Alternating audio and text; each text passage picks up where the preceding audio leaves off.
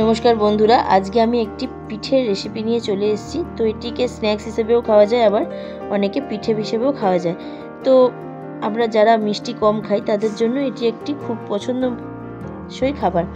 তো চলুন রেসিপিটি আজকে শুরু করা যাক। আমি ফার্স্টেই নিয়ে নিয়েছি এখানে 1 কাপ মুগ ডাল আর 1 কাপ মুসুর ডাল। এটা শুধু মুগ ডালেরও করা যায়, তবে আমার মুগ মুসুর মিলিয়ে টেস্টটাই ভালো লাগে, তাই আমি 2 রকম ডালই নিয়েছি। এগুলিকে আমি শুকনো করে ভেজে নেব। তো ভাজা হয়ে গেছে। অন্যদিকে আমি রাঙা আলু 250 গ্রাম এখানে ডুবো ডুবো করে কেটে জল ঝরিয়ে নিয়েছি। এবার এটিকে আমি প্রেসারে ডালটা আর এই আলুটা একসাথে 2টো সিটি দিয়ে নেব। তো ডাল আর আলুর মধ্যে সামান্য পরিমাণে জল দিয়ে দেবো, আর আন্দাজ মতো নুন দিয়ে দেবো পরিমাণ মতো। তো এগুলিকে দিয়ে একসাথে আমি সিটিটা দিতে বসিয়ে দিই, তারপর আসছি।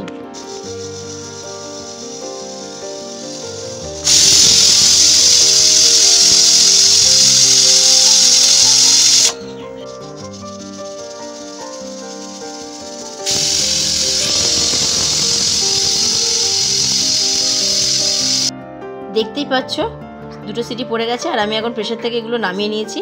এখন একটা বাটিতে আমি বেশ কিছুটা এই ডাল আর আলু সিদ্ধ আমি তুলে রাখবো, পরে আমার কাজে লাগবে।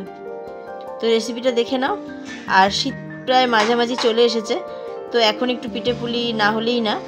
তো যারা মিষ্টি বেশি খেতে পারো না, তো তারা এই রেসিপিটি ট্রাই করতে পারো।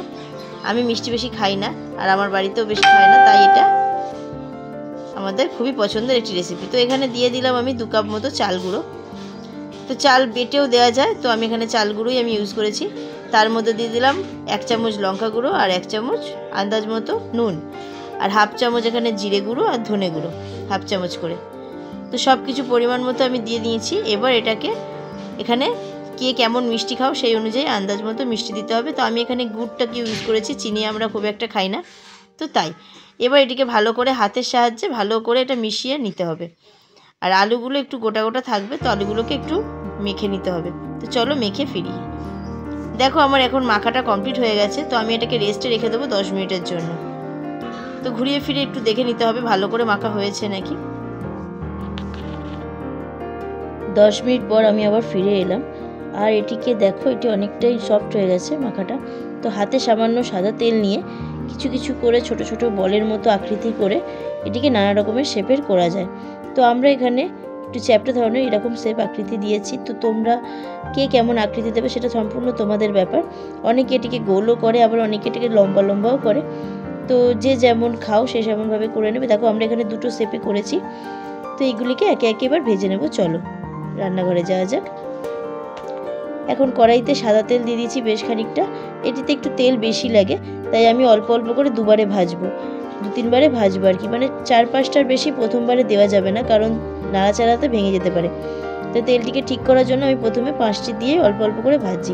আর হ্যাঁ, একটা খেয়াল রাখতে হবে, একটা ব্যাপার, যে তেলটা যেন হাই ফ্লেমে না থাকে, তেলটা কিন্তু মিডিয়াম ফ্লেমে থাকবে। আবার একদম কমিয়ে দিলেও হবে না, তাহলে চট করে ভেঙে যাবে।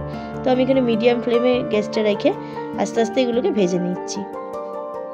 দেখো ভাজা প্রায় হয়ে গেছে, আর এগুলি একটু লালভাবেই ভাজতে হবে, যাতে একটু লালচে লালচে দেখতে লাগে।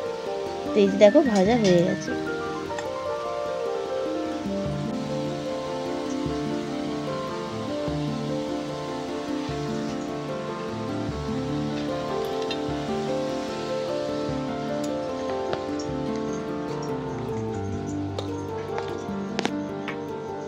কেমন হয়েছে একটু খেয়ে বলো।